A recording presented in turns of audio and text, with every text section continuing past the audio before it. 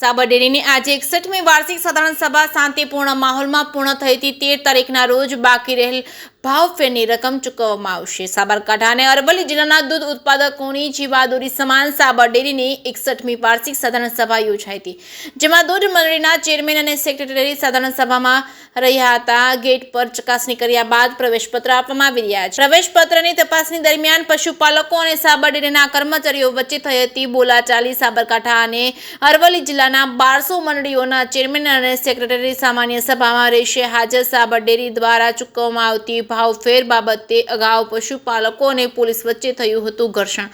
વાર્ષિક સરેરાશ ભાવ ઓછો હોવાને લઈને પશુપાલકોએ દર્શાવ્યો હતો વિરોધ બાદ સાબર ડેરીએ વાર્ષિક સરેરાશ ભાવમાં કર્યો છે વધારો। સાબર ડેરીએ અગાઉ વાર્ષિક સરેરાશ ભાવ 960 રૂપિયા જાહેર કર્યો હતો, ત્યારબાદ થયો હતો વિરોધ બાદ સાબર ડેરીના સત્તાધીશો દ્વારા પ્રતિ કિલો ફેટનો વાર્ષિક સરેરાશ ભાવ 995 રૂપિયા જાહેર કર્યો હતો। કિલો ફેટે વાર્ષિક સરેરાશ ભાવ 960 પ્રમાણે પશુપાલકોને રકમ ચૂકવી દેવામાં આવી હતી। સાબર ડેરીએ ફરી જાહેર કરેલા કિલો ફેટના 995 રૂપિયા પ્રમાણે ચૂકવવાનો બાકી નીકળતો 35 રૂપિયા કિલો ફેટનો ભાવ સાધારણ સભા પછી ચૂકવવાનો નિર્ણય કરાયો હતો। આજે સાધારણ સભા દરમિયાન બાકી નીકળતો 35 કિલો ફેટનો ભાવ પશુપાલકોને ક્યારે ચૂકવવો તે નક્કી કરવામાં આવશે। ભાવફેર સિવાય અન્ય મુદ્દાઓ પર પણ આજથી સાધારણ સભા દરમિયાન થશે ચર્ચા। કોઈ અનિચ્છનીય ઘટના ન ઘટે તે માટે સાબર ડેરી સામે ચુસ્ત પોલીસ બંદોબસ્ત ખડકી દેવામાં આવ્યો છે। શાંતિપૂર્ણ માહોલમાં સાધારણ સભા પૂર્ણ થઈ હતી। આગામી 13 તારીખના રોજ બાકી રહેલા ભાવફેરની રકમ ચૂકવવામાં આવશે। આવતા વર્ષથી 30 જૂન પહેલા ભાવફેરની રકમ ચૂકવી દેવા માટેના ઠરાવો કરવામાં આવ્યા છે। દરેક દૂધ મંડળીના ચેરમેન અને સેક્રેટરી સાથે સાબર ડેરીનું નિયામક મંડળ સમય અંતરે મીટિંગો યોજવા માટેનો પણ કરાયો છે ઠરાવ।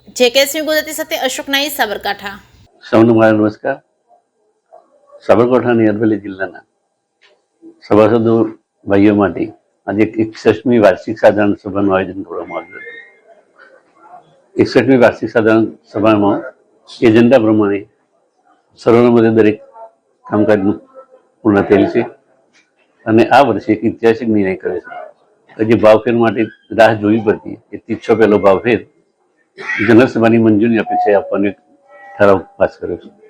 બીજું, ચેરમેન અને સેક્રેટરી એમની પણ વર્ષમાં એક વાર મિટિંગ કરી અને પ્રશ્નો માટે એ બોડીની નિયામક મંડળે નિર્ણય કર્યો હવે એક મિટિંગનું આયોજન આ રીતે કરવું, તો સભાસદોને જે પ્રશ્નોની વાચા મળી જાય અને સાબર ડેરીની જે પ્રગતિ દિન પ્રતિદિન વધી રહી છે એમાં વધારો થાય એ માટે 4 નિર્ણયો આજે મહત્વના કર્યા છે। ખાસ કરીને જે ભાવફેર 300 પહેલો ચૂકવી દેવો। બીજું, બીજા તબક્કામાં જે આપણી ભાવફેર આ તો 13મી તારીખે પતી જશે। આજે જેમ પતી જાય સેવા મંજૂર એટલે 13મી તારીખે દરેક ખતમ જતા રહેશે। 61મી સાધારણ સભા સાબર ડેરી હિંમતનગર ખાતે ગોપાલભાઈ પટેલ હોલની અંદર મળી ખૂબ શાંતિપૂર્ણ રીતે કોઈ પણ ખેડૂતે કોઈ રજૂઆત કરી નથી। એકાદ બે ખેડૂતો એવા હતા કે જે પોલીસ એમને દબાવતી હતી। સામાન્ય રીતે હોલની અંદર પોલીસ બીજી ઇતર વ્યક્તિ આવી શકે નહીં, પણ ગુજરાત સરકારની જે આ નેમ છે કે કોઈને બોલવા નહીં દેવાના, તમારા જ પ્રતિનિધિઓ આ દૂધ મંડળીઓએ જેમને ચૂંટીને મોકલ્યા છે એ લોકો એમના મેન્ડેટથી ચૂંટાયા છે, તો તમે શું કરતા હતા? તમે શા માટે ફોર્મ ના ભર્યો? હું ચૂંટણી લડીને આવ્યો તો મતદારોના અને દૂધ મંડળીની સાથે છું। ચેરમેનશ્રીએ જે કઈ વાતો કરી સહર્ષ મતદારોએ અને દૂધ મંડળીના ચેરમેનશ્રીઓએ સ્વીકારી છે। આવનારા દિવસોમાં 30 પહેલો મોટો પ્રશ્ન જે આ લોકોનું હતું કે 30 પહેલો વાવેતર પહેલો એ લોકોને મળવું જોઈએ, એમનું જે ભાવફેર છે એ મળવું જોઈએ, એમણે જાહેરાત કરી, એમણે તાળી પાડીને સહર્ષ સ્વીકારી। એમનો ભાવફેરનો જે મુદ્દો હતો એ કોઈ પણ બોલ્યું નથી, કોઈનો લેખિત એક વીક પહેલો મંગાવવાના હોય પણ કોઈ પ્રશ્ન આવ્યો નહોતો શાંતિથી। અને એકાદ વ્યક્તિથી કોણ હતો, કઈ મંડળીનો પ્રતિનિધિ હતો એ આપણને ખબર નથી, એ જયારે ઉભો થયો ત્યારે એને દબાવવામાં આવ્યો। હવે એ તો બાકીના દૂધ ઉત્પાદક મંડળીના પ્રતિનિધિઓ આવ્યા, એમને પોતાને રજૂઆત કરવી જોઈએ પણ રજૂઆત થઈ નથી। પ્રશ્ન એ છે કે એ કહેતા હતા કે પોલીસ દબાઈ રહી છે, તો પોલીસ કોને મૂકી? રાજ્ય સરકારની જવાબદારી છે કે શાંતિમય રીતે જે લોકો સભાસદો છે એમને જ પ્રવેશને બદલે પોલીસ અંદર દાખલ થઈ અને ખૂબ તાકાતથી, અને એ તાકાતનો પરચો અને અનુભવ મને પણ થયો છે। આ ગઈ 14 તારીખે જે અહીંયા બનાવ બન્યો એની અંદર હું હાજર હતો નહીં, માત્ર ને માત્ર ખૂબ નીતિના નિયમોને અનુસરીને માન્ય કલેક્ટર સાહેબને મેં રજૂઆત કરી અને મૌન રેલી કાઢી. એનો ખૂબ પ્રતિસાદ કલેક્ટરશ્રીએ આપ્યો અને લોકોને તાત્કાલિક 9.60 જેવા ચૂક્યા. બાકીના પૈસા ત્યાર પછી આ વિસ્તારના બાયડના વિસ્તારના પૂર્વ ધારાસભ્યશ્રીએ વિડીયો મૂક્યા, ઓડિયો મૂક્યા અને જાહેરાત આપી. એમણે તેમ છતાં અને એમની હાજરી હોવા છતાં એના વિડીયો અહીંયા છે એને પોલીસ પણ જે ઘેર હતા મારા જેવા કે જે પ્રજાની હાથે હતા, પ્રજાના પ્રશ્નોને ખૂબ શાંતિભાઈ બીજી તારીખે આવો કોઈ મારો વિડીયો ઓડિયો નથી. પણ સરકાર જે રીતે ખેડૂતોને દબાવવા છે આજે પોલીસ મોકલીને એ રીતે મારા ઉપર પણ ખોટો કેસ કરી. ત્યારે પ્રજાએ દૂધ ઉત્પાદકોએ આજે કલેક્ટર અગર પોલીસ ના પ્રશાસને મારા સામે ફરિયાદ દાખલ કરી. એનો સરકારે વિચાર કરવો છે કે નિર્દોષ ખેડૂતોના ઉપર લાઠીચાર્જ કરવામાં આવ્યો અને એમના ઉપર ખોટા પોલીસ કેસ કરવામાં આવ્યા.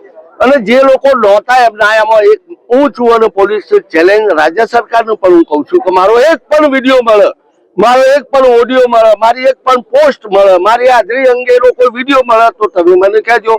માત્ર ને માત્ર સરકારના દબાણ હેઠળ આ પોલીસ કામ કરી રહી છે અને મારા ઉપર 307 જેવા ગુનાઓ દાખલ કરીને 20 દિવસ સુધી મારે ઘરમાં ભરાઈ રહેવું પડ્યું. એટલે પરિસ્થિતિ આ છે કે આ સરકાર તાનાશાહ સરકાર છે. આ દૂધ ઉત્પાદકોને આવતી સાલ કઈ પણ નહીં મળે તો હું એમને એવું જોઈ રહ્યો છું કે એમનામાં એ તાકાત રહી નથી. આજે એમના મિટિંગમાં બહાર રહીને વિરોધ કરવો જોઈએ અથવા તો વિરોધ કરી એ કશું છે નહીં. એમણે સહર સ્વીકાર્યું છે. એ બાબતે મારે કહી આમ બહુ શાંતિપૂર્ણ મિટિંગ થઈ છે. આજે કોઈ મુદ્દા ઉપર ચર્ચા કરવા કોઈ મુદ્દાનો કોઈ મુદ્દો જ આવ્યો નથી, કોઈ બોલ્યું નથી. આ જે બાકી નીકળતો જે ભાવફેર છે એ બાબતે કોઈ રજૂઆત આવી. ચેરમેનશ્રીએ જાહેરાત કરી કે બાકીના પૈસા અમે તહેવારો પહેલો તારીખ સિવાય આ તહેવારો પહેલો આપી દેવાના છે. લોકો સ્વીકારે ચોક્કસ તારીખ જાહેર કરવામાં તારીખ નથી કરી. સાબરડેરી દ્વારા જાહેરાત કરવામાં આવી હોય પશુપાલકો માટે એવું કોઈ ના એવી કોઈ જાહેરાત આ ભાવફેરની હતી એમને જાહેરાત કરી 995 પ્રમાણે ચૂકવવાના છે. ક્યારે ચૂકવાશે તે હજુ બસ આ તહેવાર પહેલો અઠવાડિયામાં આ લોકો ચૂકી દે. આપણે વહીવટી બાબત છે એટલે 2-4 દિવસ આટલા બધા દૂધ ઉત્પાદકોના ખાતામાં સીધા આપવાના હોય એને તૈયાર કરીને આપી. આજે જે એજન્ડા હતા એજન્ડાની કોપી તમારી જોડે છે. એ બધા એજન્ડા આજે સાધારણ સભામાં આજે બધા સર્વસંમતિથી પાસ થયા છે. તથા એક પ્રમુખ સ્થાનેથી જે ચેરમેનશ્રીએ એક ઠરાવ કર્યો કે આવતી સાલથી 30/6 એના પહેલાં જે ભાવ વધારો છે એ ચૂકવવામાં આવશે. એ સૌથી સારો નિર્ણય છે. બાકી રહેલો ભાવફેર જે 35 રૂપિયા જેટલો બાકી રહે છે પશુપાલકો ચૂકવવા માટે એ બાબતે કોઈ ચોક્કસ તારીખની જાહેરાત કરવામાં આવી ખરી? ચેરમેનશ્રીએ એવું આશ્વાસન આપ્યું છે કે 2 થી 3 દિવસની અંદર એ દરેક મંડીના ખાતામાં આવી જશે એવું આશ્વાસન આજે આપ્યું છે. કેટલા દિવસની અંદર આ ભાવફેર ચૂકવવામાં આવશે અને અત્યારે હાલ જે પશુપાલકો વિરોધ દર્શાવી રહ્યા છે એ શાંત થશે કે કેમ? હા, એ વખતે નક્કી થયેલું કે ભાઈ ભાવ વધારો જોઈએ છે તો લગભગ 13 થી 14% જેટલો ભાવ વધારો અમને આપ્યો છે. તો અમે આવતી સાલ માટે પણ એમને કહીએ છીએ કે ભાઈ અમારે બધા પશુપાલકો 15 થી 20% વચ્ચે મિનિમમ તમે ભાવ વધારો આપો એવા બધા પશુપાલકોનો અમારી ઈચ્છા છે.